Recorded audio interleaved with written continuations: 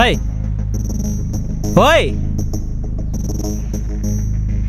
చిట్టి చిట్టి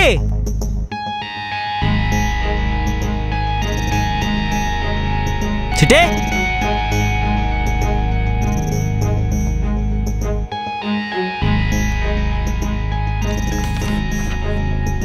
నేను ఇంట్లో లేకపోయేసరికి ప్రశాంతంగా ఉండుంటుంది మీకు. ఇంకా మీరు ప్రశాంతంగానే ఉంటారు.